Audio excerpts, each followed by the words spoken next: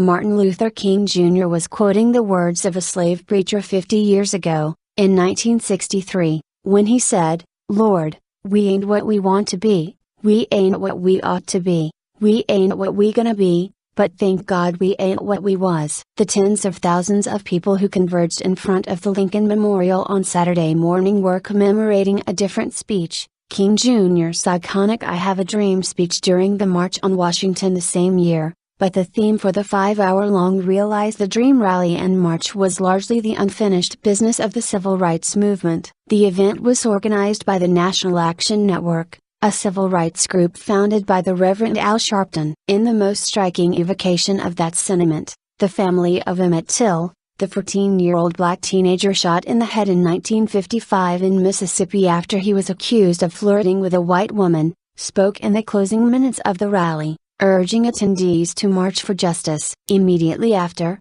the mother of Trayvon Martin, the unarmed Florida teenager who was gunned down, took the podium. "Trayvon Martin was my son, but he's not just my son," said Sabrina Fulton. "He's all of our sons, and we have to fight for him." There appeared to be as many buttons, t-shirts, and signs bearing the likeness of Martin, in a hooded sweatshirt, as there were of King Jr. marchers lined the length of the reflecting pool, from the steps of the Lincoln Memorial, all the way to the World War II Memorial, almost a mile away. 50 years ago, then and now. 50 years ago, Merle Evers was inside the house with her 3 young children when her husband, prominent civil rights activist Medgar Evers, was gunned down in his driveway by a member of the Ku Klux Klan. On Saturday, she told the crowd that "Stand Your Ground," the controversial self-defense gun laws, needed to be a rallying cry for various social justice issues. "Stand firm on the ground that we have already made and be sure that nothing is taken away from us,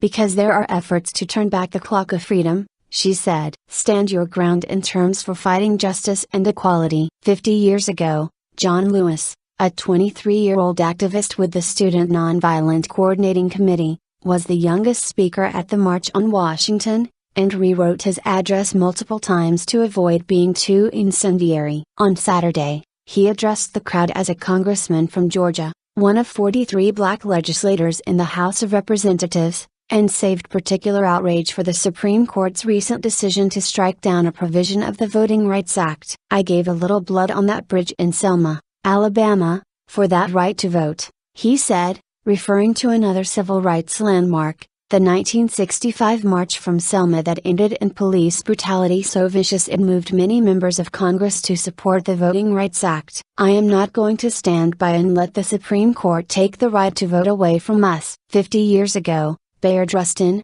instrumental in organizing the march and a gay, black man, was widely considered an outcast in the civil rights movement. On Saturday, a rainbow pride flag flew above the reflecting pool. "There have been many attempts to tell you that we cannot get along," said Donna Payne, Associate Director of Field Outreach for the Human Rights Campaign, an LGBT advocacy organization. "Don't believe in the hype. I am part of the fabric that weaves our destinies together." Paying homage to the unsung, Eric Holder, the first African American Attorney General, used his time at the podium to pay homage to the untold millions who worked for civil rights and went unacknowledged, from freedom riders to women and LGBT activists. "For them, I would not be Attorney General of the United States and Barack Obama would not be President of the United States," he said. "There are no longer whites-only signs, but there are signs of injustice everywhere." Randy Weingarten, President of the American Federation of Teachers. The list of grievances discussed by speakers,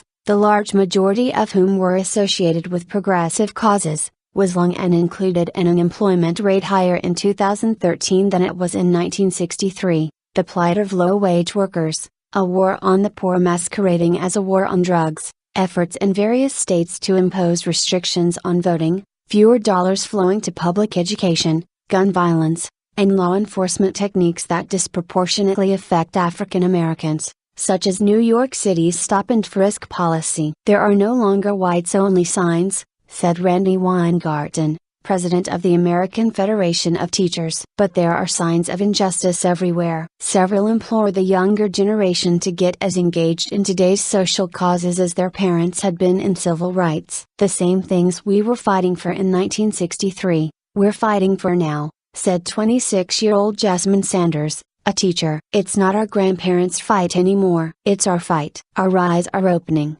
she added. Patrick Robinson, 41, and Shavon Beans, 32, brought their 8-year-old son, Brent, to the rally so he would understand the history of how far Black Americans had come, and all of the things that they believed were working against him. We've come a long way, Beans told him, after explaining who King Jr. was. We're here so your children can have a better life.